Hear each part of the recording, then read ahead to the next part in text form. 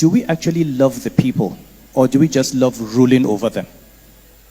Do we actually love Nigerians as human beings? You can say, I love Nigeria. What is Nigeria? We have been living with inflation of over 30%. For how many years? So imagine someone who is just able to afford 2 square meals a day, and the price of food doubles every 2 years. By now, he has starved to death. The reality about poverty in Nigeria is that many of the elite really do not even know what poverty is. A lot of the time we talk about these numbers. The example the professor gave was a very potent example. In all my life as an economist, as a banker, as a governor of the central bank, I looked at these numbers. X% of Nigerians living on less than $1 a day. X% of Nigerians in multidimensional poverty.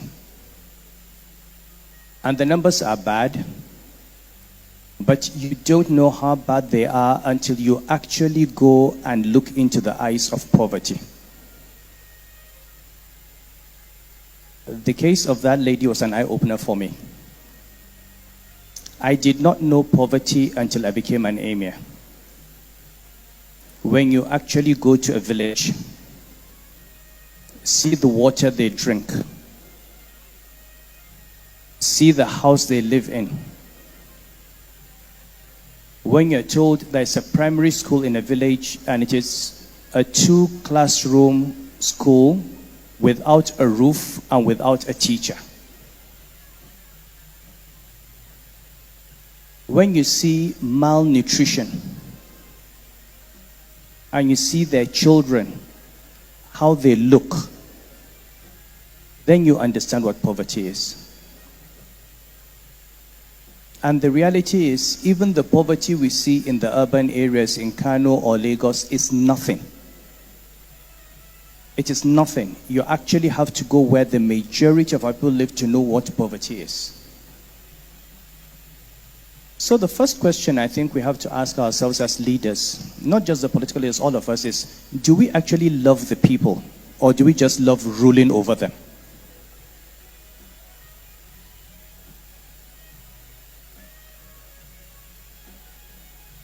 Do we actually love Nigerians as human beings? You can say, I love Nigeria. What is Nigeria? It's the people who live there. What are our priorities? Many years ago when I was in banking, the president of the World Bank came and he had a town hall meeting. I think it was in the Sheraton or the Hilton. And he said he wanted to meet for a change ordinary Nigerians. And a gentleman, when it came to QIA, a gentleman from Kogi asked a question. It was an interesting question. He said, look, the village I live in, there is a river that we have to cross when it is not rainy season because there's no bridge. The only reason I made Abuja is that it's dry season and I could walk through that river to go and get a car.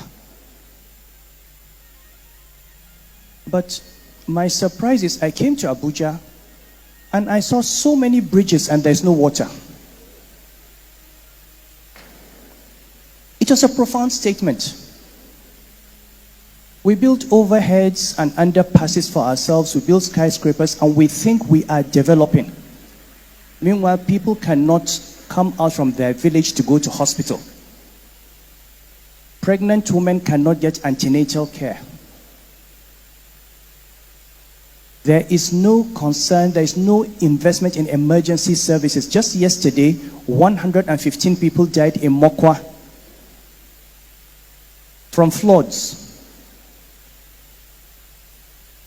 So, I think we should come back to that basic question, do we love the people? Because if we do, they will not be uneducated. If we do, they will not be malnourished. If we do, they will not die hungry. These statistics have no meaning unless, this is the only country where you say inflation of 25%, 30%, and it's like saying it rained yesterday.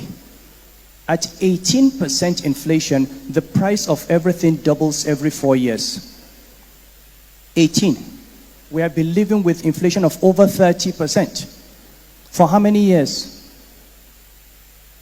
So imagine someone who is just able to afford 2 square meals a day, and the price of food doubles every 2 years. By now, he has starved to death. And finally, for all those who are saying, oh, we have to be careful before the country, before we get into a crisis, please wake up. We're living with banditry, with Boko Haram, with insecurity, and you are still saying that there will be a problem. What are we waiting for now? We are already there. We are already in crisis. So please, let's stop saying, oh, let us stop before. No, it has already happened. The question is, how do we get out of this situation? I'm going to keep quiet because if I speak for 5 more minutes, there will be a very bad headline. Thank you very much.